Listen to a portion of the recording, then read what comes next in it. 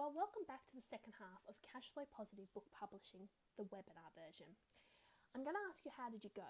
So if you don't know what I'm talking about, you probably haven't listened to the first half yet, and it's really important that you do that first because it's got all the foundational steps you need in order to make the most out of this second session. So if you haven't listened to the first half, go back and do that now. If you have though, I have a couple of questions for you. The first is, did you talk to someone about your book? That's right, we've just practiced pre-selling your book before I've taught you how to do it. So what'd you do? Did you find someone around the house? Did you give them a call on the phone? Whatever you did you talk to someone about your book? Generally, most of the time people say yes, but I'll let you answer this question for yourself, because of course if you don't answer yes, you're not correctly pre-selling your book. There's 3 steps to the pre-selling process and I'm about to share them with you now. And step 1 is talk to someone. Now, as I said, most of the time people say yes. So if you spoke to someone about your book, congratulations. You've completed the first step of the pre-sales process. But let's see how you went after that. Did you receive any expressions of interest about your book? That's step 2. If you don't get an expression of interest, doesn't matter how many people you speak to about your book. If they're not interested in it, it's obviously not going to convert to a sale. So if you did get an expression of interest, give yourself 2 points. If you didn't, well, you now know what to do next time. But here's the last point in your self-critique. Did you collect any money? Now, it sounds strange, particularly if, let's say, you were talking to your partner or a kid of yours or a friend who happened to be staying in your house. They're unlikely to pull $20 out of their pocket and give it to you, and they're even less likely if you did it over the phone. But here's the thing. If you didn't collect the money, it's not a pre-sale. There are 3 steps to pre-sales. Talk to someone about your book, get their interest, and ask them for the money. If you skip any of those steps, your book will not be pre-sold. And if your book is not pre-sold, you're not raising the capital to cover the cost. In other words, instead of your book costing you absolutely nothing to publish, you're going to have to pay something yourself. That is not what we're here to talk about. So remember the 3 steps to pre-sales in everything I share with you momentarily. Talk to someone about your book, get their interest, and get their money. That's simple. Doesn't matter how many people are raving about your book. Doesn't matter how many people you've spoken to about it to get them saying how great it is. If they're not giving you any money, it's not a pre-sale. So, let's pretend there wasn't a second half to this session. Let's pretend I wasn't going to share with you any of the 9 things I've already told you I am. If this was the end of it right now, what's the best thing you've learned so far? Think back to that first session, which you've done only moments ago. If I was to share with you absolutely nothing else, would you have got something out of this session, out of this webinar? I'd like you to all scream a resounding yes. But on that bit of paper in front of you, just write it down so you don't forget what you've already learned. Because I'm about to give you so much information, and yes, this next section is going to be a little bit less practical and a little bit more theory heavy, so I do apologize for that, but it's because there's an awful lot I need to share with you. Those 9 areas cover an awful lot of space because I basically need to tell you absolutely everything you don't know. Same as your book. Imagine I've never spoken to you before and I'm never going to speak to you again. I need to tell you absolutely everything, and I have a very short amount of time to do that in. So bear with me if I talk a little bit fast, but there is a lot of information I need to give you because it's important I leave nothing out. There obviously won't be practical components included in this, so at the end of today's presentation, if you'd like to work with me more closely to help you with the practical components, I'm quite happy to talk to you about that. But note that I'm going to give you absolutely all the theory you need to know because it would be doing you an injustice if I left anything out. So, let's get started. Amazing answer to self-distribution, how to market your book at no cost to you. Well, there's certain distribution tools and marketing tools you need. Let me be clear on the distinction between the 2. A distribution tool is something that is essential to distribute your book. For example, you need a channel to put your book into bookstores. That will not sell your book though. You could put your book into bookstores, it could sit on the shelves and no copies sell. A marketing tool is what moves your book off the shelves. So distribution tool is the way to distribute the book. It is essential. You cannot market without a distribution channel, but a marketing tool is what actually sells your book. In other words, you need both combinations. So let's look at the first, speaking. That's right, you've already just done an example of it. Amazing answer to self-distribution, how to market your book at no cost to you. Speak. It costs you nothing other than your time, and it is the best way to promote and pre-sell your book. What do I mean when I say speaking though? Well, here's what I mean. I mean speak at 1 event per week. I'm not going to tell you where to speak, whom to, how big your audience has to be, how long you have to speak for, or even what you have to speak about. None of this matters. All that I'm going to tell you is that you must speak at 1 event per week. Why? If I've told you nothing else matters, why am I getting you to speak at 1 event per week? Some people often answer this question with, gets me good experience. Yeah, that's right. Some other people say it gets people knowing about my book and gets it out there. That's also right. But it's not why I'm getting you to do this. These are just bonuses that happened as a result of doing this. The one reason I'm getting you to speak at an event per week, the one reason and one reason only, is to pre-sell your book. I've already said I don't care who you speak to, what about, for how long, in front of how many people, or anything like that. All I care about is that when you finish speaking about whatever you're speaking about to whomever, for how long, that you say, and I've got a book out on this that's releasing shortly. I'd love to tell you more about it. If you want to come see me afterwards, I've got a special offer for anyone who would like to pre-order the book today, or something along those lines. Come see me at the back of the room if it's a massive room. If it's a small number of people, I'd like to have a quick chat with you about it now. Whatever it is, one event per week, and the condition is not anything else that people normally think about when it comes to speaking. The condition is that you pre-sell your book. In other words, you're willing to speak for free wherever people want you to speak, so long as you've got permission to sell your book afterwards. That's the trade-off. We're not talking professional speaking. You're not a professional speaker. We're not talking public speaking. I don't want you guys to all go to Toastmasters. I'm talking profit speaking. Speak for free with permission to sell your book afterwards. That's what I'm talking about. Here's what I'm not talking about. Most people say, well, that's great, Kylie, but how do I get the speaking engagements? Well, before I tell you how to do it, I'm going to tell you how not to do it, because this is the biggest mistake I see people make. I refer to this lady as having what's referred to as the donkey mentality. What I mean by that is, you guys have all seen that movie Shrek? You know, donkey, pick me, pick me. This lady's raising her hand in the air. She has what I refer to as the donkey mentality. If you're jumping up and down saying, pick me, pick me, pick me, this is not how to get a speaking engagement. If you are at an event and the guest speaker does not turn up, and you are the most qualified person in the room to speak on the topic that is supposed to be being spoken on, don't run to the front and volunteer yourself. First of all, that's not the most humble approach to have. And second of all, the people jumping up and down saying, pick me, rubbing themselves in everyone else's face are most unlikely to be successful. Sit at the back of the room and wait for the host to panic and come and invite you. By all means, if they say, look, would you be able to fill in? The answer is yes. But don't jump up and down making a donkey of yourself. This is the easiest way to lose speaking engagements, and you won't just lose the one you were trying to get, you will lose all credibility and therefore all future speaking engagements, because people remember this mentality. Yes, I named it, but guess what? It happens all the time, everywhere. And don't look at this and go, that's a really stupid example, Kylie. No one's ever going to do that, or I'm never going to do that. I have been at events, I have taught this mentality, and within 5 minutes someone has delivered it to me. It happens, it's real, don't do it. Know about it so you're not at risk of doing it. Here's what does work though. This is a personal example. There was an event coordinator who wanted a social media expert to speak. There was a social media expert who wanted more speaking engagements. All I did was connect the two together, and as a result, she got one speaking gig at each chapter in each franchise, and of course each new franchise has opened up in each of the chapters there. So she got an awful lot of speaking engagements from me connecting the two. This was a great thing. Of course she was happy. But so was the event coordinator, because I'd met her need. In other words, I also got one speaking gig per chapter of each franchise that already existed, and each new one as it opened up. This was an infinite amount of speaking engagements, and it didn't take me 5 minutes. I told you I'm going to share with you techniques that took 5 minutes. It took me 5 seconds. On Facebook, hey, tag such and such, you need to speak to tag such and such. All I did, 5 seconds, can't even tell you, never counted how many speaking engagements I got from this 5 seconds worth of work. In other words, what I want you to get from this example is help hosts an event out to secure your own speaking engagements. Work out where you want to speak, give them what they want, and when they are so thankful, they go, oh, thank you so much, I've been looking for that for ages. By the way, I noticed you're in publishing. You don't happen to speak on that, do you? Indirectly, get invited to speak rather than positioning yourself to speak.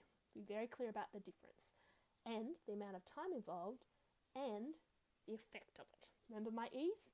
This is efficient, this is easy, this is economical, and it is very effective. Donkey mentality, exact opposite. Let's look at high-level strategies for marketing your book online, even if you're a technophobe. Well, now we know the distribution tool is speaking, what marketing tools can we apply to speaking to get better results? Well, the first is social media. You just heard me allude to it then. But why is social media important and how does it work? Well, when I'm talking about social media, I'm talking about what you can see on the screen now.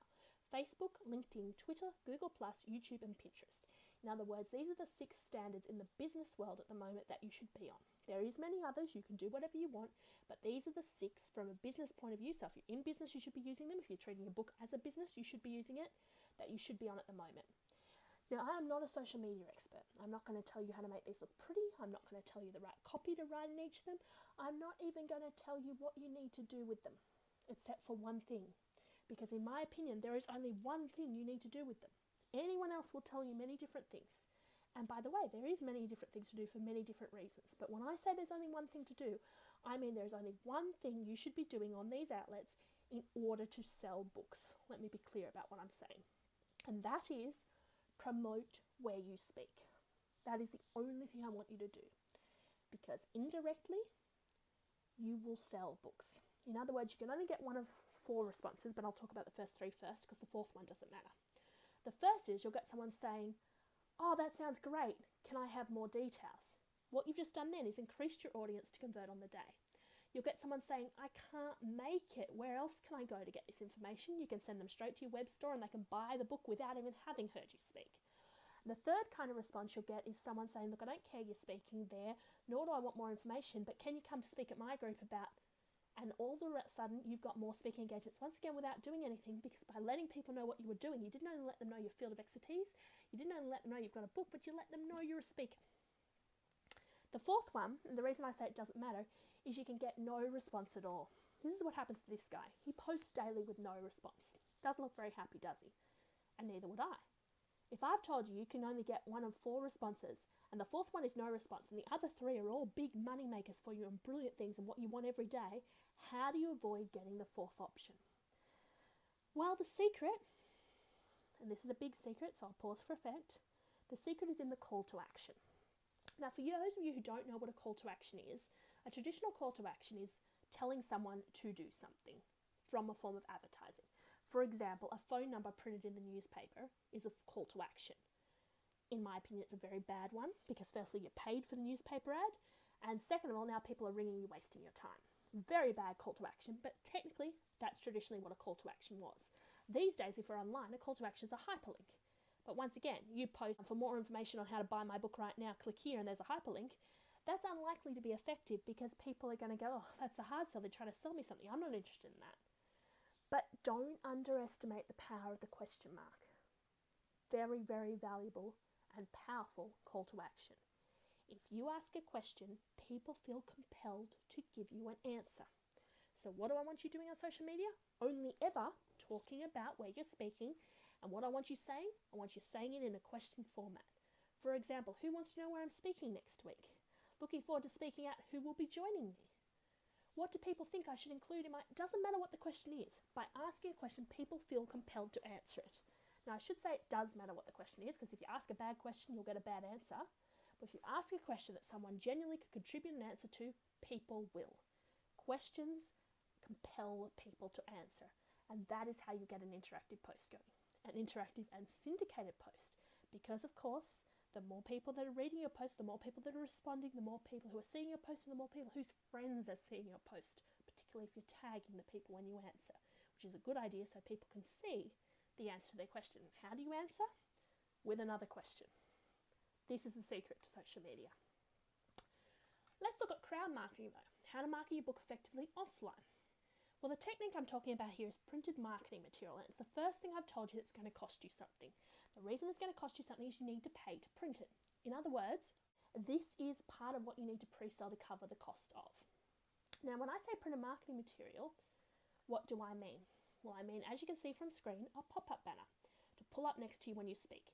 Instantly increases your credibility because it's got a picture of your book and a picture of you there and a testimonial saying how great you are. I also mean an order form, and what I mean by that is DL double-sided. The front will look exactly the same as your pop-up banner for consistent branding. The back will look what you see on screen, where you can collect people's details. They can pick whether they want the printed book, the ebook, or both, and where you can get their credit card details to, of course, go away and charge later. Very important that you do have these manual, traditional printed forms because you don't want to lose sales.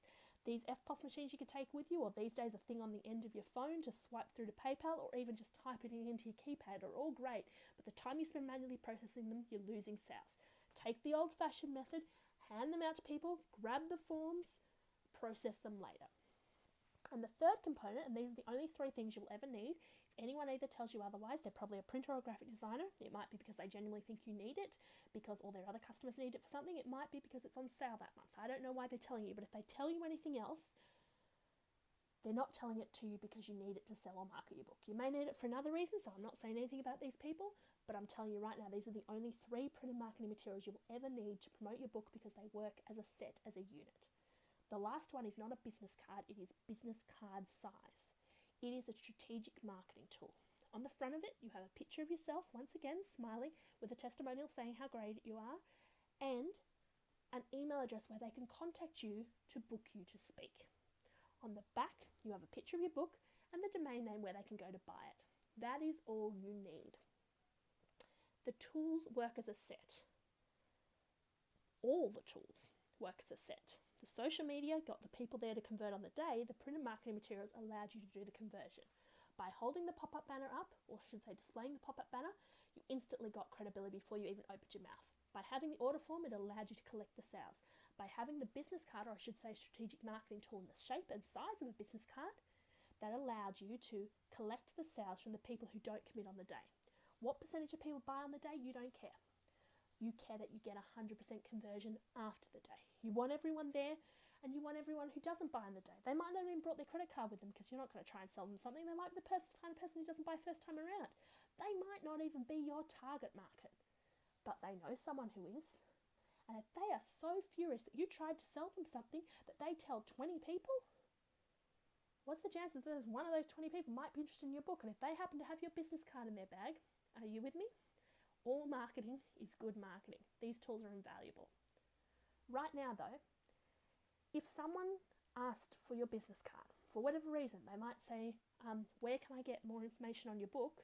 And you hand them the business card, which side do you hand them? People always answer the side with the book on. It's the wrong answer. You hand them the side with your smiling face on it and say, for more information on where to go to buy my book, please turn the card over. Because what you're indirectly doing is presenting yourself as a speaker. These are the secrets of the trade. It is soft selling instead of hard selling. This is the stuff you need to know. Here's the biggest mistake I see people make. That photo, and I just showed you how big it was supposed to be. Most of the things it was on, it was half the space.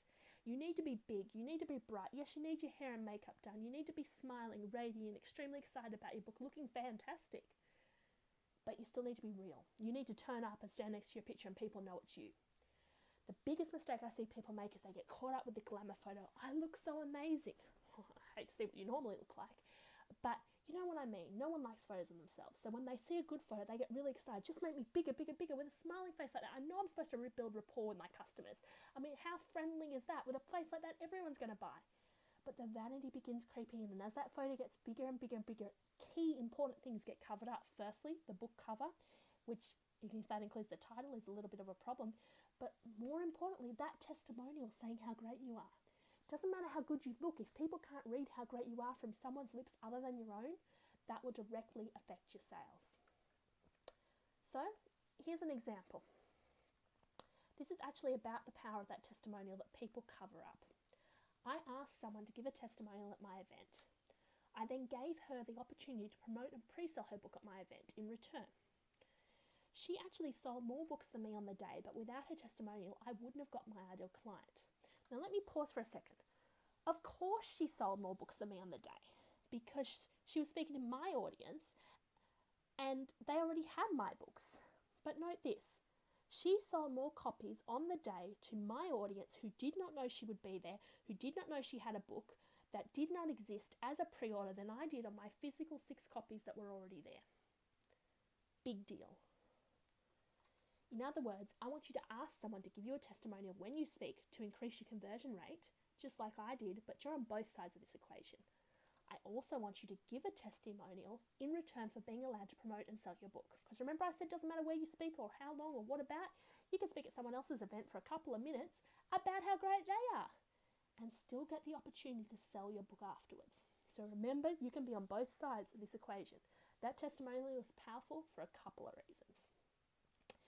Everything I've just shown you, Cashflow Positive, sell before you print, That's what makes self-publishing easy. I am going to hound this home to you guys so that by the end of today, you don't forget it. Because if you're not selling before you're printing, you're doing things the hard way, and that doesn't mean any of my 4 E's, and it's not Cashflow Positive, and it's not what we're here to talk about today. So you want the cash up front, you want someone else to pay for your publishing process for you. Cashflow Positive means sell before you print, and that's what makes self-publishing easy. So let's have a look at some sensational secrets of online distribution. How to sell your book without doing anything. And once again, there's distribution tools and there's marketing tools. This time, however, there's a few more. Here are distribution tools. You need a template, custom designed to look like you and your book. In other words, keep your branding consistent. You've just seen some examples. There's going to be a picture of your book there. There's going to be a picture of your smiling face. There's going to be a testimonial saying how great you are. You get where I'm going with this. But you need a couple of templates. You need one for your site. You need one for your emails, the autoresponders that go out.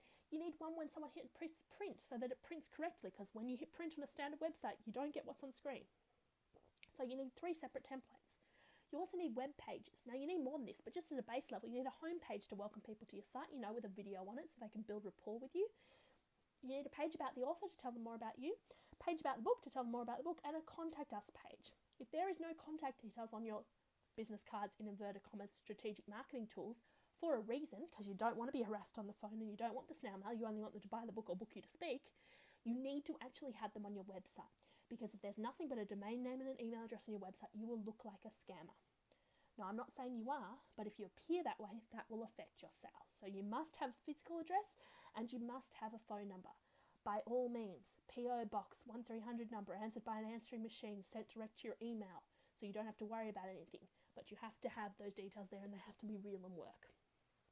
Shopping cart. Fully automated. Wake up in the morning with money in your bank account, not a request for an invoice in your inbox. This is a distribution tool, essential. And a content manager. For those of you that don't know what that means, it means it allows you to manage the content of your website yourself. This is something else you're going to have to pay someone to do. So this is something else you're going to be pre-selling for. But whoever builds your web store for you, you want to pay them once to create it. You don't want to pay them on an ongoing basis to make changes for you. Firstly, because it takes time and you want to apply your marketing straight away in 5 minutes. You don't want to waste time. And second of all, because it costs you money that you don't need to spend when you can do this yourself. So that's what I'm talking about when I talk about an automated web store. But here's what an automated web store allows you to do. Here's an example from a client of mine, Wendy Beamish, and her book, Coming Out of the Dark. I want you to have a listen to this recording and tell me afterwards what you think. My guest on One-on-One is the author of the new book, Coming Out of the Dark, a mother's inspiring and courageous battle against postnatal depression. Wendy Beamish joins me in the studio. G'day, Wendy. Hi, Clayton. How are you going? I'm doing very well, thank you. We say author of the new book. It is, and it will come out as sort of the hard copy, but you're all up with the times and everything, technologically wise, and it's all different, sort of the e-books and all those sorts of things at the start, isn't it? Yeah, that's right. So, and it's not that cheap. So what I'm doing is I've opened up a web store, and that there's a pre-sale on the web store, and then I'm going to do an e-book launch about 3 months from now, and then a physical book launch. Fantastic. So I want you to listen to the 3 things. If you didn't hear them, I'll repeat them to you. Firstly, she said there was a cost involved, so she was pre-selling her book. She was perfectly honest about what she was doing. Secondly, she said the ebook wouldn't be out for 3 months. And thirdly, she said the printed book wouldn't be out for another 3 months after that. In other words, she got media attention 6 months before a physical item even existed. Now, what I want you to know here is we're not talking about media attention. We're talking about web store distribution. In other words, we're talking about the online space. Now, media attention, yes, we're going to talk about it. It's essential to promote your book, but we're going to talk about it when we come to bookstore distribution because that's where it's essential. I'm not talking about bookstore distribution. I'm talking about an automated web store to pre-sell your book that she was naturally found by these guys who chose to interview her. And you might note they didn't interview her about postnatal depression, which is what her book's on. They interviewed her due to the fact that she was pre-selling her book. Now, this is huge. You guys can get media attention before the book even exists, before traditional methods, unheard of in any other way, purely due to having an automated web store. And because you've already got an automated web store, just think what this media attention does for your sales. This is what I'm talking about when I say automated web store. Cashflow Positive. As you can see, it means sell before you print, and that's what makes self-publishing easy. So, you've all seen this before. This is the biggest mistake I see people make when it comes to an automated web store. Now, I'm not saying having it. This is a very ugly example, but you do need this. On your website, it's going to say something like, register here to receive a free sample chapter, because you're going to use that as a sales technique to sell your book. And what you're going to do is you're going to collect their name and email address. Now for them, they're registering for something of value, which is the sample chapter. For you, you're growing your list or your database. That's what's valuable to you, their personal details. You all know how this works. You've seen it time and time again. You've probably been on both sides of the equation. But here's the biggest mistake I see people make. I've told you it's important. I've told you this is ugly, so of course you would design one in the correct branding to match your website. Can't go on about that enough. But the biggest mistake I see people make is they change the position. Now, I don't know if you know where this needs to go. I hear lots of people say, oh, it should be in the top right-hand corner. The reason they say that is because statistics show that more people's eyes naturally go the top right-hand corner first and for longer than anywhere else on the page. So, from a statistics point of view, that's correct. But the real answer is, it doesn't matter where you put it so long as it's what's referred to as above the fold, meaning they don't have to scroll to see it. If you've got a big long sales letter and it's down the bottom, they're not going to see it. If you've got a video and they have to scroll to fill it out, they're not going to see it. Yes, statistically it should be on the right, but the left or even further down, because you might have more than one there for a different reason. You might have one for your newsletter and one for your affiliate program. They can't both be in the same spot, but they both need to be above the fold. So long as they're above the fold and they can be filled in straight away, this is the right spot for them. But it's the biggest mistake I see people make. I need a video welcoming people, building rapport with me before I can have the form. I need the sales letter, as I mentioned before. I don't care what you think you need. If anyone working with websites has told you this is where it needs to be from a sales and marketing point of view, and you can check with anyone, it's not just me that says this, and you move it, how do you think it affects your sales? If the professionals have told you something works, don't change your tried and tested method. Do what the professionals say, get the results you want. Let's look at an example of this. We had a customer that had an already existing but not automated website, meaning they weren't waking up in the morning with money in their bank account. They will wake up in the morning with a request for an invoice in their inbox. Huge waste of their time. So what did? We automated the website. We did not change the design or content. That was exactly the same because they didn't have the budget for it. All we did was automate their website. And as a result, well, they now sell a minimum of 1 book a day without doing anything. Now, it's not a huge volume. It's not going to break the bank account. But previously, they were doing an awful lot of work and wasting an awful lot of time to sell those books. Now they do 1 book without doing anything. In other words, automate as much of the marketing process as possible. But let's have a look at passive marketing, one-to-many marketing and affiliate marketing, discovering how online marketing can work for you. There's marketing tools, once again, to be applied to the distribution tools, and let's look at what they are. The first two are the sales letter, you heard me refer to that before, and affiliate marketing. You also heard me refer to that before. These are what are referred to as passive marketing tools, meaning they allow you to sell without you needing to do anything. These are pretty cool. You must have a sales letter. Now, yes, I know most people hate sales letters, those ugly long things that people are always using, and when I ask people to raise their hands, 99% of the people say they hate them. I don't really care what you think about them because you're not your target market. And I'm telling you right now that people buy off them, so you need to have one. More so if you're using affiliate marketing, which is basically getting someone else to sell your book on your behalf. In other words, giving away a small profit you otherwise wouldn't have had. For example, 10% per copy sold goes to you if you're happy to be an affiliate and promote my website, get your unique URL, put it on your website, send it out to your database, whatever they do with it. So for a $20 book, you give $2 away. You need someone to send them. If they've got to build that rapport with you, if they've got to know how great you are without actually meeting you, they need a sales letter. They need what the affiliates don't have, the knowledge about your product. In other words, your affiliates need to send them to the sales letter, not your homepage. And that sales letter is not a big, ugly, long thing. You need to have one. Doesn't have to be ugly, doesn't have to be long, but it does have to be, as you've heard me say before, in consistent branding with the rest of your website. Don't want it ugly, you want it to match. Don't want it too long because that will deter people, but you don't want it too short. You need to have the right information there. And there is strategic sales copy about exactly what should be in a sales letter, but unfortunately I don't have the time to go through it now. But just know that you need to speak to the professionals, you need to have a well-crafted letter and an affiliate marketing system. But here's why. This passive marketing, well, I've already shown you how it can allow you to move a book a day. But let's look at that. Let's say it was a $25 book, $175 per week, $700 per month.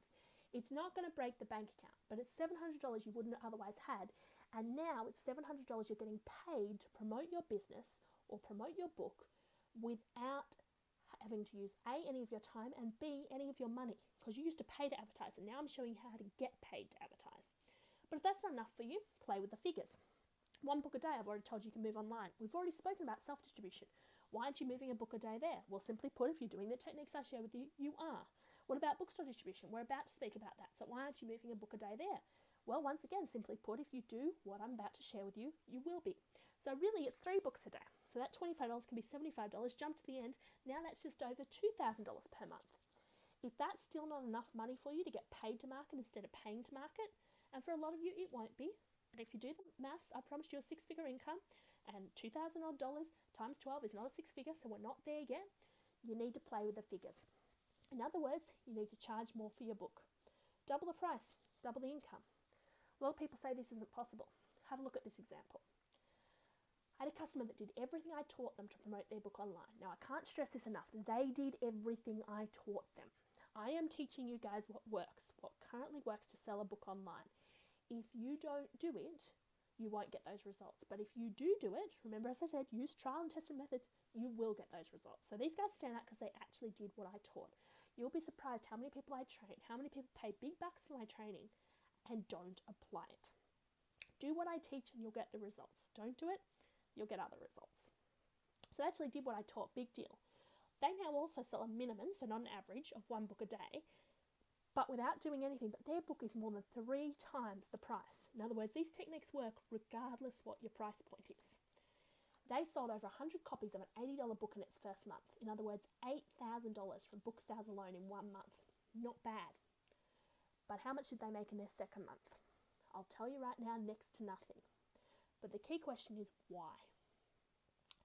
They made $8,000 in book sales alone from their first month. They were celebrating. Oh my goodness, we made $8,000 from book sales alone in 1 month. How cool is that? And they stopped doing stuff. I told you 5 minutes a day worth of marketing. That's all they had to do. They were celebrating the $8,000 they made in 1 month. They forgot to do anything in the second month. So needless to say, what they started doing again in the third month, and of course, every month since. Marketing a book, it's kind of like going to the gym. When you stop marketing, you don't lose the results straight away, but once you do lose them, you got to do all the hard work again to get that original shape back, or I should say figure, because in the case of books, we're talking about figures back. Really big deal. Do the stuff I teach, it works. Don't do it, it doesn't work, and you've got to start again. So keep the ball rolling. 5 minutes a day is all you need, but you do need to do it consistently every day. In other words, as I've already said, use techniques that are already tried and tested by others as the shortcut to the results you want. Don't reinvent the wheel. If I've told you it works, go out and try it and you'll find it works. Once you've got the income you want and you're happy with the consistent results of what you're doing, feel free to try your own methods as well. But don't go out on your own legs trying your own things first if they haven't been tested and proven to work. Here's the biggest mistake I see people make. You've already heard me indirectly allude to this before. You need to be friendly and professional on your website. You need to build rapport with people. I suggested a video on your homepage, for example. I told you the importance of the sales letter. This is true. You must build rapport, and the only way to build rapport is to be both friendly and professional. Friendly, if you're not friendly, they don't like you, they won't buy because that rapport isn't built. But if you're not professional, if they don't think you truly are the expert in your field and know what you're talking about, they also won't buy. There's a delicate balance between the two, and you need to get that right. Come across too friendly, they won't take you seriously as a professional. Come across as too professional, they won't like and trust you and they still won't purchase. You must have that balance right. Now, I'm not going to tell you what friendly and professional mean. You know what the words mean, but get that balance right because this is the biggest mistake I see people make. So let's now have a look at smart marketing, how to implement active marketing strategies. Well, the marketing tools we're talking about here are blogging and email marketing. This is where your 5 minutes a day comes in. You actually have to do this. These are active strategies. In other words, you have to write a blog. I recommend 2 per week. That's the current standard. And you have to send out an email newsletter. I recommend 2 per month. That is the current standard. When I say current standard, that is for business promotions, specifically to sell a book. Just let me be clear on that. 5 minutes a day. You're not doing this every day, so you can spend a bit more than 5 minutes on it if you want to. But across the whole techniques, across, what would that be, 8 blogs in a month and 2 email marketers, across all 10, you only want to spend 5 minutes a day. So you work out how much time you're going to spend per one. And you can weight that one way or the other. If you feel like you need more time for your email marketing than your blogging, that's fine. You can also plan when you do it. You can do it ahead of time and schedule it to automatically go out, or you can do it on the day. That's up to you as well. All that matters, though, is that you do it. Twice a week blogging, twice a month email marketing. Now, when I say do it, what do I mean? What kind of blog can you write in 5 minutes or even a couple of 5 minutes? What kind of newsletter can you send out in 5 minutes or a couple of 5 minutes? The answer is not a very long one, because you don't only have to write it, you have to proof it, you have to send it to yourself and test it works, check all those hyperlinks work, things like that. It's going to take a little bit of time, and I'm telling you only to use 5 minutes. In other words, what I'm telling you is you can spend a lot more time, you can waste a lot more time, but you only need to spend 5 minutes. Because what's important is not the length. In fact, if they're too long, that will deter people from reading them. What's important is the regularity. You send these out to people, telling them everything that's going on with you, the book, the area, whatever's relevant. You get these blogs happening regularly so that you get an SEO to your website. You send stuff out to your database so you keep in regular contact with them, and you will get sales. Directly, indirectly, from the people you send them to, from the people they talk about it. It's just a matter of keeping yourself present in people's minds. If you don't do it, if you get caught up with how much time's involved with it, or I'm going away this week, or I don't feel so well, you won't get the results you want. Really, really important that you do this, that you do it regularly. The length doesn't matter, make them nice and short. So long as you're touching base with people regularly, you'll get the results you want. Moving on. Active marketing. Here's how it works. Told you the 5 minutes. Let's say you have a small database, because you've only just started. You've only given away a couple of sample chapters. This is brand new for you. 25 people say. Statistically, that will give you 1 sale, because 4% of people buy first time around.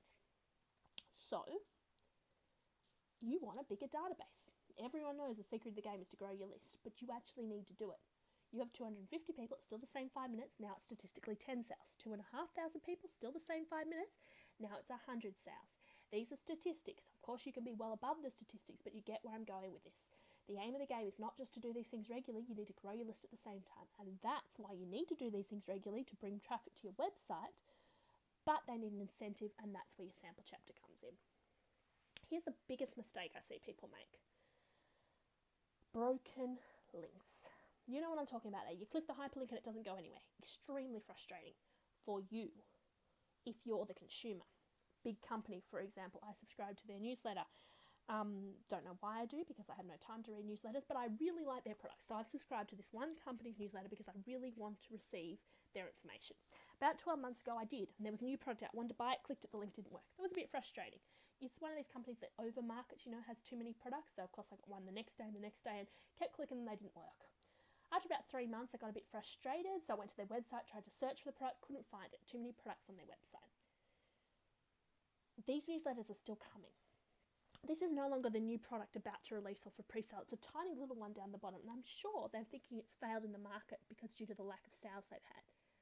I still want this product. 12 months later, I still want this product. So clearly their marketing is good, but I still can't click the link. Now I'm extremely frustrated, but how much money are they losing? If this is you, you're not the frustrated one. Firstly, you don't want to frustrate or upset your customers, but second of all, you're the one losing the money. Do not have any broken links. Test and proof everything. When you write it, when it goes live, before it goes out to your database, check everything is perfect. This is the biggest mistake you can make. Can't stress that enough. Let's look at timeless techniques for bookstore distribution. How to find your ideal client without looking for them. Well, firstly, there's distribution tools and marketing tools, as I said before. The distribution tools, physical distribution, that's your bookstores and your library. There's digital distribution, that's your ebooks, print on demand, things like that. What you need to choose is a distribution channel. It does not matter which channel you choose. It doesn't matter whether it's physical or digital. It doesn't matter whether it's both. It doesn't matter if it's in Australia only or all the world. It doesn't matter what you pick. What does matter is that you pick one only, and that it meets all your needs, because it is illegal to be on any channel that overlaps with any other channel at the same time. So, if you want to go to bookstores and ebooks digitally distributed, to libraries, using a print-on-demand technique, you probably want something that covers all of it. If you want every country in the world, you probably want somewhere that covers every country in the world. There's a range of different options out there. I'm not going to name any names now because there's different ones for different reasons, but find the channel that suits best for you, and that is how you're distributing through. But make sure it meets all your requirements. Once you've done that though, here's what you need it for. Here's how it works. Whether it's a physical channel or a digital channel or both. The whole reason you put your book into bookstores is to get media attention. I told you before I was going to talk about it, and I'm talking about it now. The whole reason you get media attention is to get your clients into stores, whether they're physically going into a physical store or digitally going online to a store. The whole reason you get someone into stores is to buy a copy of your book to get your ideal client to you. Note, this is the only reason you do this process. Note, you do not care if your client purchases. All you care is that you get media attention due to the fact you've done it to get people into stores to buy books. If someone who is far too busy to go into the store, has never heard about your book, gets given it by their 90-year-old grandmother for a Christmas present, do you care? No. so long as you got presented to your ideal client. But here's the thing, this process only works while you're in bookstores. And the only way to stay in bookstores is to extend your shelf life. The average shelf life of the average book is, believe it or not, less than 24 hours. This is extremely depressing and very sad. It means most books fail before they even get into the stores. So you need to stand out from all the rest. You need to do things that the others aren't to ensure you're successful, which I'm about to share with you. And there's only 2 things you can do that work. So I'm going to share with you the only 2 things that work. Once again, as I've said to you before, feel free to try and test other methods, but if you've only got 24 hours, you can't afford to fail. So I would do the 2 I'm teaching you first. But here's the thing, not everyone gets taught this. Therefore, we get the bad statistic, therefore everyone fails. So all you need to do is apply these 2 techniques to extend your shelf life. And if you can extend your shelf life by a month, what stops you doing the same 2 techniques the next month to extend it again? You with me? You extend it for 10 or 20 years, you're laughing, okay? The average book is less than 24 hours. So your sole aim of the game is to extend your shelf life so your ideal client keeps coming to you. That is the whole point and only point of bookstore distribution. Here's the biggest mistake I see people make. You got 2 choices, your way or my way. As I've told you before, my way only works because I've been doing this for a long time and I know what works and I've been in industry and I'm experienced. Your way is only going to fail because you've got less than 24 hours to test it, and if you pick anything other than my way, you haven't got the time to perfect the method. People who put I at the front of the sentence, that's nice, Kylee, but I think, guarantee you fail. Unfortunately, you do not have the luxury of thinking when it comes to bookstore distribution.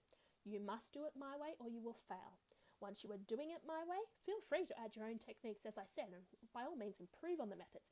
But if you miss any 2 of the techniques I'm about to share with you, you will fail. And once your shelf life's over, it's over. Once your book's out of the stores, it's not going back in.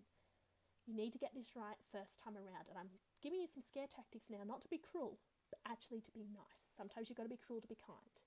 If I don't tell you this, I am doing you an injustice. You must use these 2 methods or you'll fail before you start, not know why, and then it's too late to pick up from. So what are they? Well, they're obviously marketing tools. Here's the first one. Global marketing, an infinite amount of free media exposure. Well, what I'm talking about here is the media attention I was talking about before. Essential. Do not put your book into bookstores if you do not want media attention. Firstly, it'll fail. And secondly, you need it. If you do not want media attention, don't bother putting your book out there, because the media attention is what gets people to go into the stores.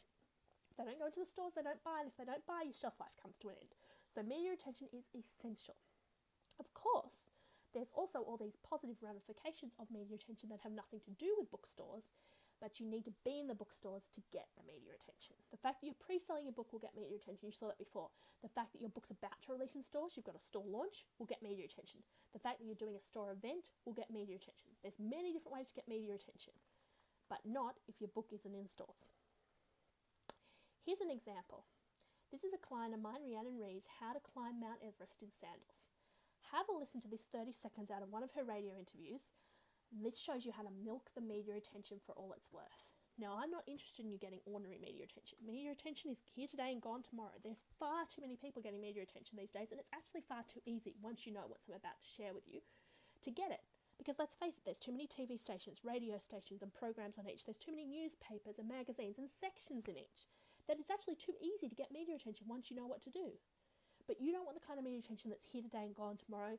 You want the kind of media attention that you can milk time and time again. Have a listen. Our first guest this hour, though, an inspirational lady. Now, for numerous years she faced and overcame huge adversities. Child sexual abuse, lost contact with her mum for 10 years. Her brother committed suicide. She had 5 miscarriages, lost her husband to his other identity as a woman, and then became a penniless and homeless single mum. I tell you what, she's turned all that around. She certainly has. She's renowned as one of the world's best self-development experts. She's also a human behavioural expert. She's ranked 4th best business coach in the world for 2010, and she's a champion pancake maker as well. Rhiannon Rees joins us now. Hi, Rhiannon. Now, you notice I cut the recording off there. We haven't even heard Rhiannon speak.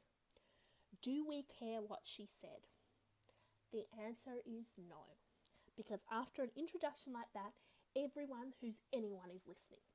And you don't care if it's your target market listening. You care if it's someone who's able to purchase for your target market. Now, Rhiannon didn't do anything wrong in this interview. It's not like she sat there and gave out her phone number on in the air. But as a result of this interview, her phone and also our phones were ringing off the hook. Now, I would have no idea when Rhiannon did her interview or what she was doing with her media attention. How would I? I've taught her what to do. She's gone out and done it. But I knew when Rhiannon did this interview because, as I said, my phones were ringing off the hook. As I said, she didn't do anything wrong. She mentioned that we were the publisher. That's great for me, publicity in her interview. I'm not going to complain about that. She didn't give her phone number, but she did mention we were the publisher. So, of course, when people went to her website, I'm not going to say it got overloaded because it may not have. There's some people that just call up. They got to her website, they got her phone number, and they called her. But there were so many of them that her phones were ringing off the hook that when the people that wanted to call her couldn't get through, they went to our website, which, of course, they can't buy the book from. We're the distributor, not the publisher. We can sell it to bookstores. We can't sell it to individuals. But they got our phone number to ring us because her phones were ringing off the hook. Now, I couldn't even call her to let her know because her phones were ringing off the hook and so were mine. So neither of us got any work done that day. But here's the thing. Do you think the people calling up were calling up to purchase a book, which they could have done online, or were they calling up because of something else? This is how to milk the media attention for all it's worth. Might be annoying for the 24 hours it happened, but guess how many entrepreneurial opportunities came Rhiannon's way because of that one interview. This is what I mean when I say milk the media attention for all you can get. Here's the biggest mistake I see people make, though. I've already told you, momentarily I'm going to share with you how to get media attention, and here's the base level secret behind it. You need to send out a press release. You need to send this press release out to relevant media contacts, so don't go out and buy a list, or ones that people tell you need and waste money. Create your own of the ones that are relevant for your book. Send the press release to them. A press release is basically just you telling the media what they want to hear in the language they like to read it in. So embed it in an email, don't attach it, they hate that. You could do this. You could write a terrible release. I'm not going to tell you exactly what to put in it. This is also a course I do, and there's not time to fit it all into this presentation. But even if you had no idea what to do, even if you wrote an appalling press release, you do this one tip I'm about to give you, and you will still get results. Follow it up. Every press release I've ever sent out for a customer of mine has got an initial response. That just makes me lucky. That means someone bit at the time it was sent out. I've sent an initial response, they might have only got one, and it might be something like, can you send me more details? Not, I want to interview you now. It's initial response. It's not necessarily media coverage. But I tell you what, every single release we've ever followed up has got 10 times the results. So that one initial response would become 10 lots of interest. And that's not necessarily 10 media interviews, but with 10 lots of interest, could easily get anything from 2 to 5. So follow-up is essential. I want to tell you about a customer of mine who was most unusual. I've told you everyone we've ever done has got at least one initial response. He was a bit different. He got 5. So I want you to note down what I'm telling you in this story because these are tips you can follow. Firstly, we sent his press release out on a Tuesday afternoon. So note, on Monday, everyone does it. On Tuesday morning, they're still catching up from Monday. So we sent it out on Tuesday afternoon. He got 3 initial responses. The last one was from Today Tonight, saying they weren't interested in his book at all, but was he interested in a regular spot to be the expert on TV. Not bad from one press release. The next morning, though, we got another 2, simply because it was late on a Tuesday afternoon and some people weren't at their desks. 5 initial responses. That's incredible. I've already told you the results from follow-up. So this guy had the potential to get 50 lots of media exposure. That doesn't mean 50 interviews or 50 stories or 50 lots of coverage, but the potential of 50, he could have got an awful lot if you're with me. What did this guy do? Well, I'll tell you right now, he did nothing. He was so overwhelmed with the 5 initial responses, he didn't follow the release up. He left money on the table. He wasted time. He lost opportunities and therefore book sales and therefore credibility. Don't do what he did. He's obviously not a customer anymore.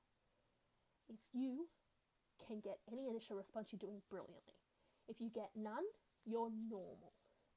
But if you follow it up, the world's your oyster. Really invaluable tip. Let's look at an example of this. This is a personal example of mine. First radio interview I ever did, I did from bed. I can't stress that enough. That is not a good place to start. But there was extreme circumstances going on at the time, like, I was very unwell, I couldn't walk, I was blind, I was throwing up, I had severe diarrhea, I hadn't eaten or drunken for 4 days. Like, it was horrific circumstances. And in the end, the media got sick of calling the office, explaining how sick I was and that I couldn't come in. They said, look, stuff this. We're just going to call her on the phone. She can do the interview from bed. We'll put it live to air. Like, no one will know. Worst experience of my life. They might have thought it was okay. I was really out of it because I was in a lot of pain. Couldn't remember my name, the company name, names of any books we published, names of any authors we worked with. Like, it was disastrous. But I already told you the results of that interview. That was on the day I launched as the publishing queen, and we were expecting 40 people to turn up to that first event, and we got 80. So we got 40 people turn up on the day as a result of a radio interview earlier that day when I already told you how sick I was. I didn't tell you when I launched the publishing queen I had to be carried into the venue because I couldn't physically walk. I didn't tell you how embarrassing that was and how early I had to get there so that no one would see me do it. But you already get the impression I'm the show must go on kind of girl. First radio from interview from bed, not a good start. But my point is you can start anywhere and get really good results. Because that was good results from a bad interview. From there, my first newspaper interview, well, that sent me an avalanche of unwanted clients. It looked something like this. It was in the local paper. And for the longest time, I thought that was the problem. Local paper, oh, you don't want to do local papers. Then I thought it was the picture. Can't you see there's a picture of me there in the local library with a couple of my books? Well, how this came about is they rang me and they said, we're on our way to your house. Now, I don't know about you, but the time it takes the local paper to get to your house is not enough time for me to have my house in the format that I'm happy for the paper to be photographing, if you know what I mean. I'm like, oh, that's great, but why don't we meet at the local library? You know, we're talking about books. It's a nice angle. I can donate some copies of the book to the library. You know, you can get your photo. Loved it. So, great media angle for them. Great save for me, okay? Keep your personal life personal and your business life business. Don't mix the two. Yes, when media want to interview you, you say yes and how high on the way up, but you adjust it so that you're not going to have any negative ramifications from it or anything you're not comfortable with, I should say. For the longest time, I thought that was the problem. It was no joke. The day this came out, our phones also rang off the hook. But here's what the calls were saying. Hello? I'm old and frail and can't leave the house, but I've noticed there's a copy of your book in the local library. My address is, would you mind going down and picking it up for me? Now, don't get me wrong. I'm not saying I don't want to help these kind of people. I'm about helping everyone. But you can see how this may not have been my target market. I'll tell you what the problem really was, because here's a huge tip for you. Down the bottom, the last thing they printed after my web address is my phone number. That's why they rang off the hook. Here's a tip for you. When you send out a press release, after you finish the release, you write the words ENDS, E-N-D-S.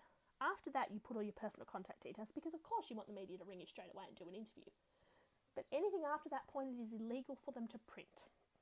Anything above that point is not. So if you want them to put your website address in, of course, mention it above the point as well as below. But you can tell I didn't know this at the time. Once again, I'm sharing bits of my story with you so you can learn from my mistakes and do it right the first time around. My first non-local interview, well, that was pretty cool. That got me page 6 coverage in a statewide newspaper in a state I didn't even reside in.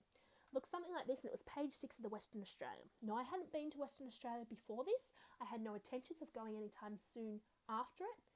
But they put me on page 6. Now, this is awesome. They grabbed the picture straight off my website so they didn't have to do any work. This is my story. Everything I shared with you before. You know, wrote a first book at age 2, opened a first business at age 8. The whole story's there, including that I'm launching my series, all 6 of my books in the biggest bookstore of Australia. It's all there. What made me worthy of page 6? Simple answer, I don't know. Some people have said, oh, maybe they were short on a story that day. Maybe they were. That worked in my favour. But here's what I do know.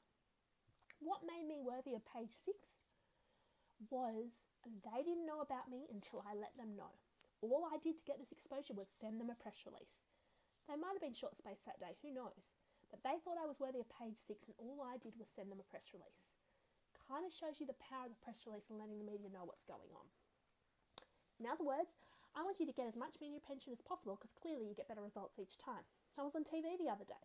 I'd never been on TV before because I'd never sent a press release to TV because I wasn't ready for TV. I thought it was a big, scary thing. Now that I've done TV, my next day, I want a regular TV spot. So it's always moving to the next level. But until you're prepared to do something, until you're prepared to go on TV, don't send a press release out. Because as I told you, first press release I sent out to TV, I was straight on. Now, I'm not telling you you're going to get these results, but I'm telling you if you use the techniques that I share with you, you might accidentally get better than you want. Let's just put it that way. So make sure you're ready before you move forward. It's the same thing. It's the same rabbit hole.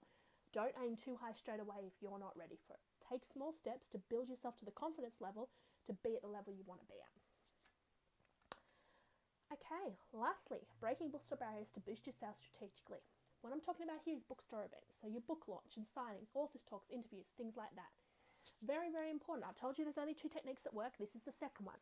The media attention is designed to get people into stores, and there is no books in the stores, you've got a problem. So the bookstore events are designed to get stock into the stores.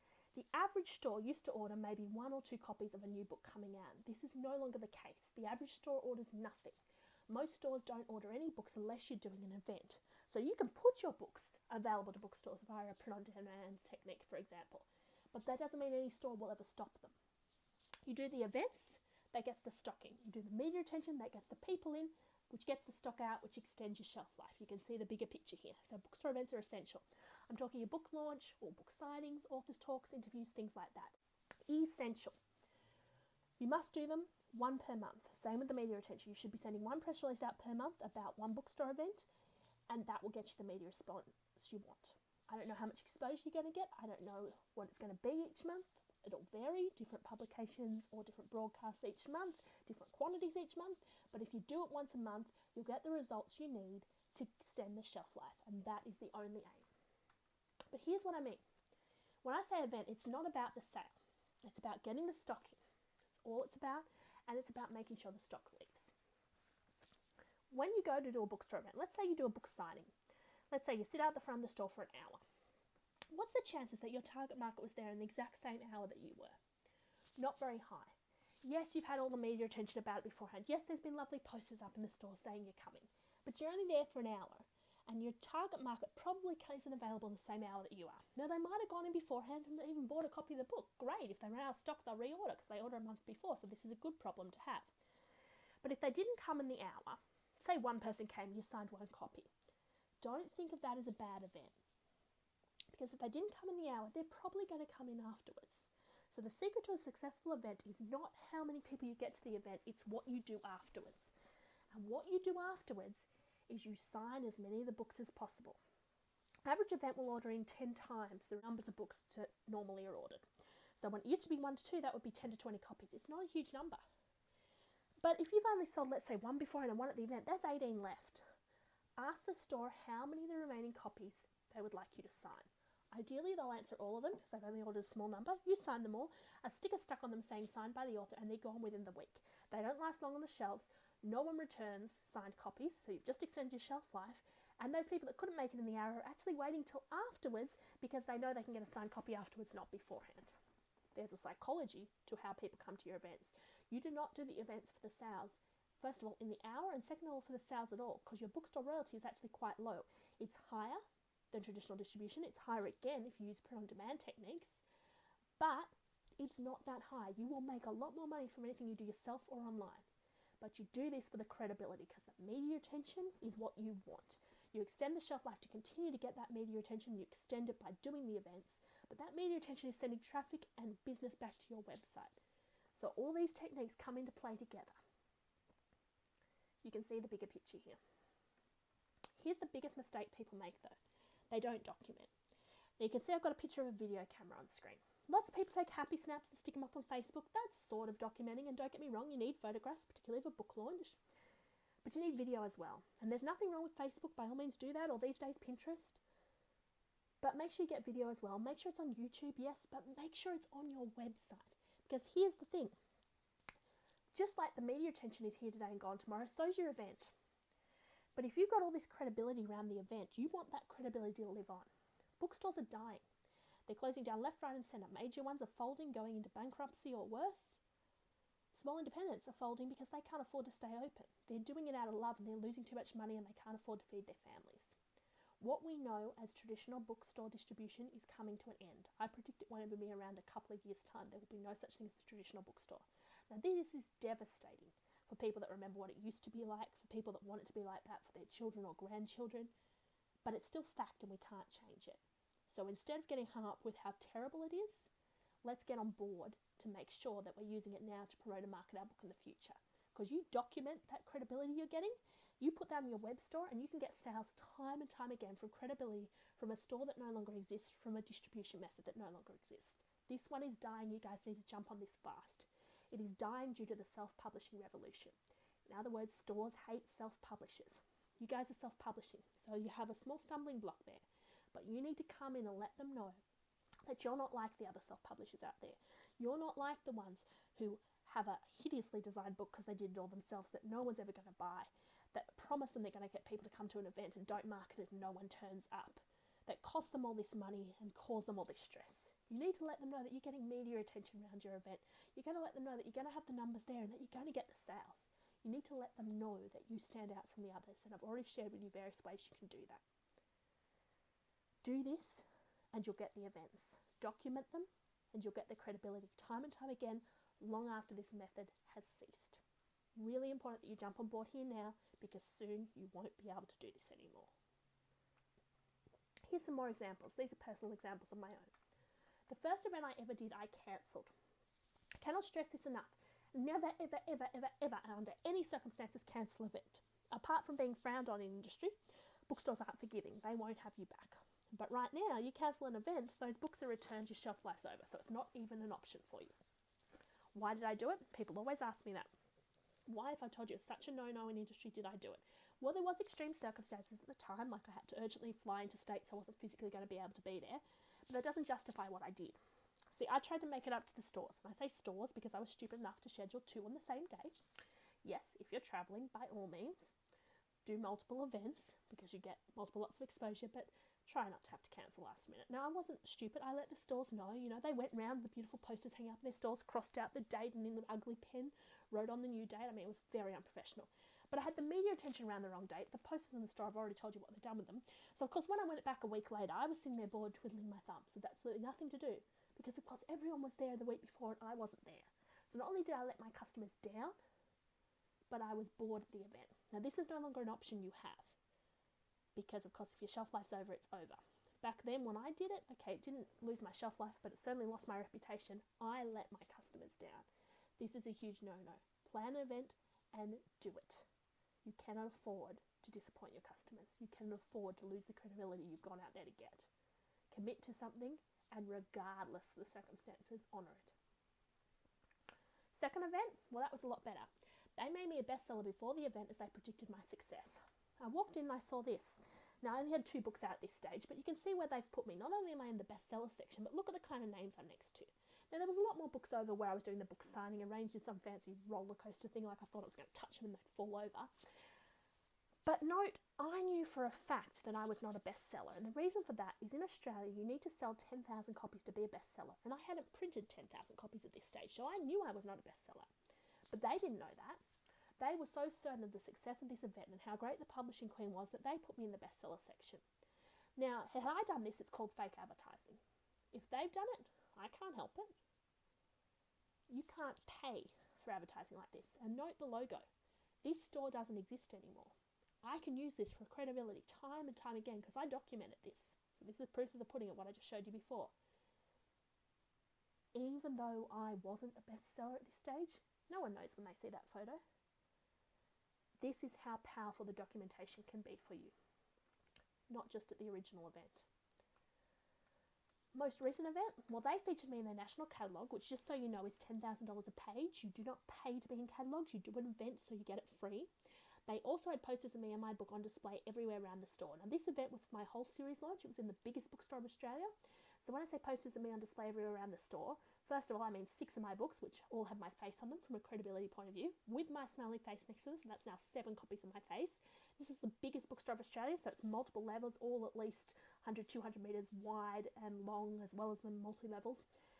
Literally no joke, these posters were up at 1 metre intervals around the store. It was overkill. I walked in and I was almost cowering and hiding. Okay, I can see where my book launch is on as I creep off to the ropes section. A little bit embarrassing. But at the end, I took a photo because I've already told you the importance of documentation. Couldn't take it at the start. I was in so much shock, but I took it afterwards. There's a picture of me in front of a picture of me with my 6 books. You can see less than a metre behind, there's another one. And you can see just behind that mound on the wall, there's yet another one. These were all over the store.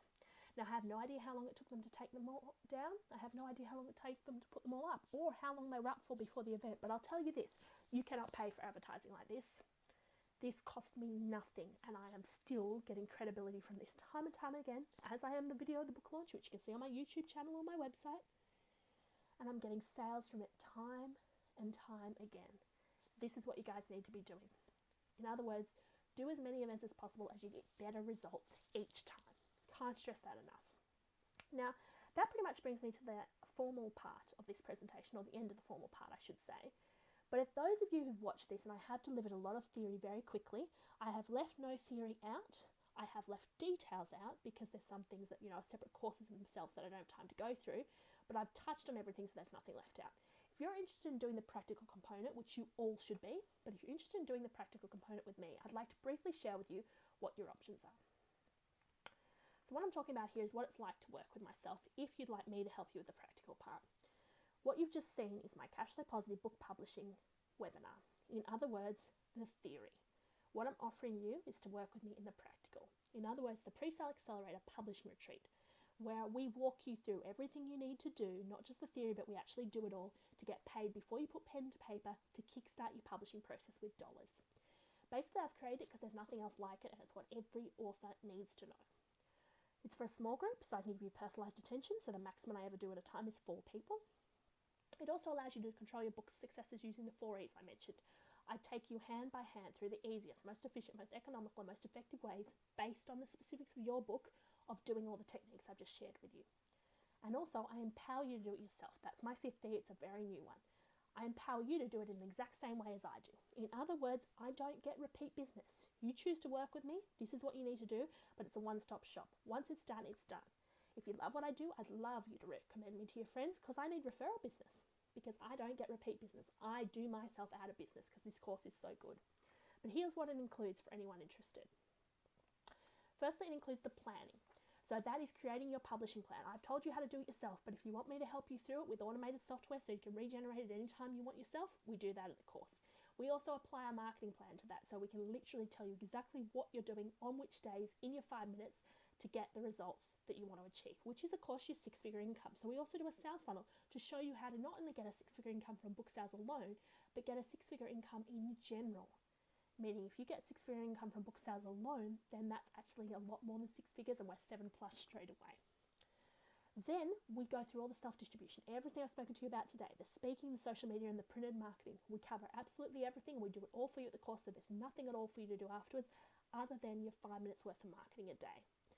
Next, we do your online distribution. That is your automated distribution tools, your passive marketing tools, and your active marketing tools. Once again, so there's absolutely nothing left for you to do afterwards, using all of my templates, which once completed, of course, are yours to use time and time again. Then we do bookstore distribution, the channels, the media retention, the bookstore events, everything I've just covered. We go through absolutely everything using all of my checklists, so you make sure none of the steps are missed. This is everything I do myself, and once again, this is yours to use time and time again. It is not yours to sell to anyone. It is not yours to pass on or on teach to anyone. This is my IP, but as part of the course, you've got that to use time and time again on future books. So as I said, I do myself out of business. In summary, we find your regular speaking engagements, we automate your social media to creating instant interest, and we design and send to print all your printed marketing material. There is nothing left for you to do in that area. We also build your website from scratch, connect it to PayPal, and make live sales while at the course. Yes, we're doing it that fast.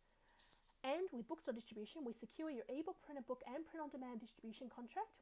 We write and send press releases to the relevant media contacts, and we show you how to run your successful bookstore events, just like the example I did, which, by the way, they ordered in 360 copies of my book, none returned. That's the kind of things we share with you. In other words, we go through all 7 stages of the publishing process in a lot more detail than I had time to fit in today, and I show you, based on the specifics of your book, how to navigate around the potential potholes.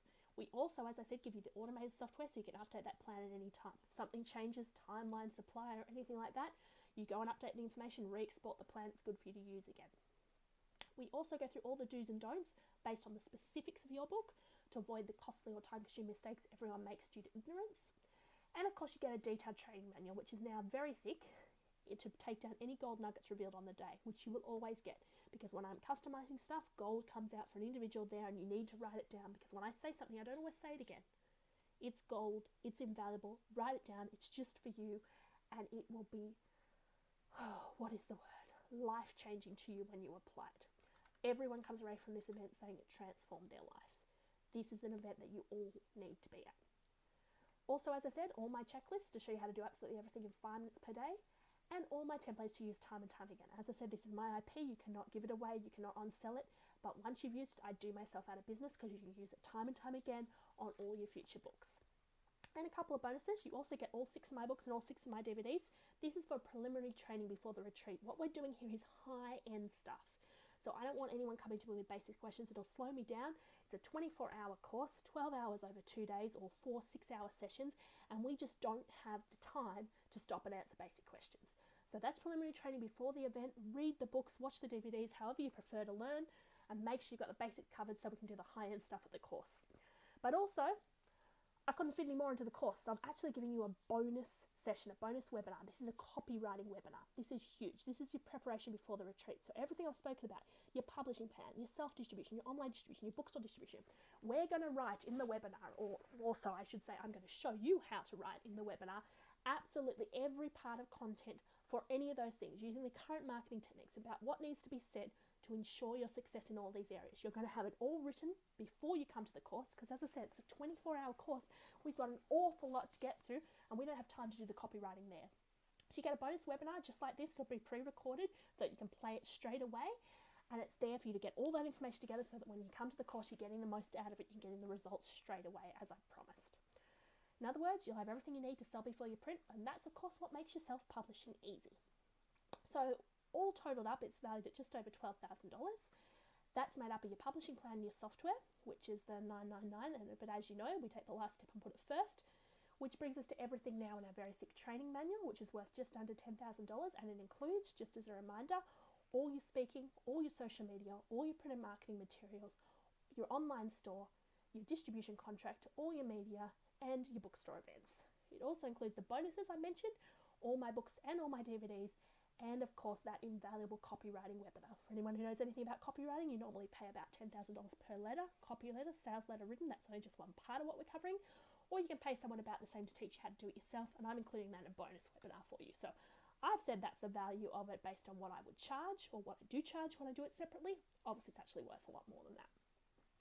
So usually when I sell this package, I sell it for $4,995, and I've already shown you with techniques in today's presentation how you can make that money back in less than 3 months. That's not what I'm doing it for today, but I can't just give you a price for today because I'm actually doing a very special thing for you guys. I'm giving you options because I know people like options.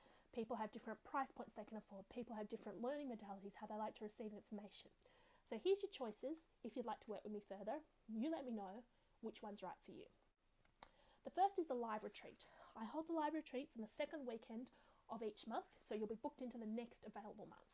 The special price there is $2,997, so you're saving $2,000.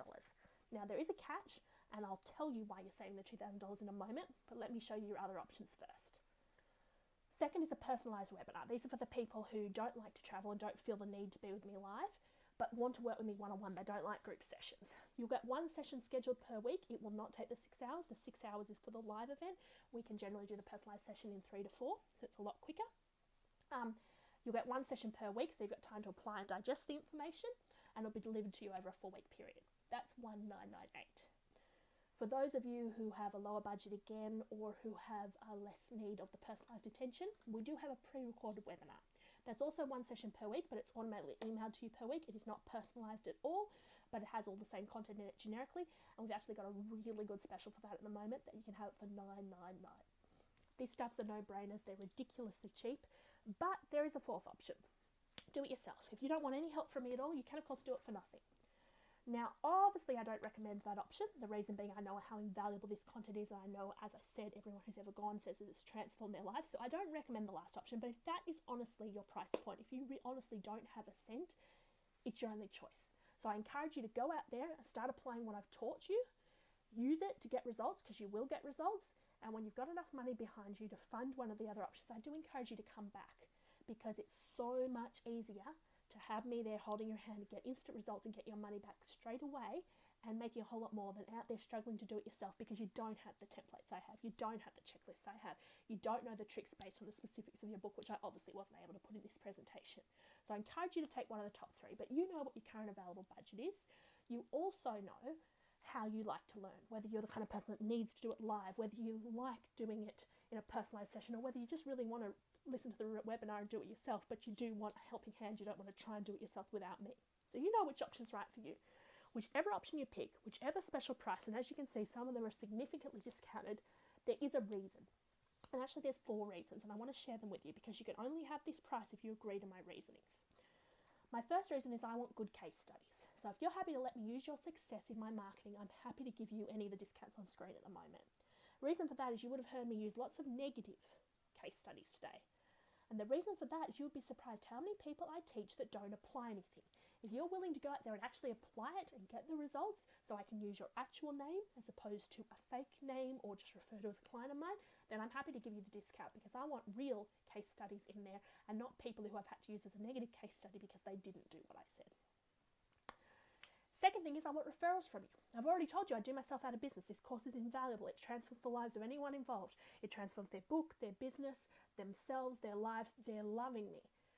But they don't need me anymore. So I'm empowering you to do it without me, which means to keep my business going, to keep doing what I'm doing. I need referral business, point blank.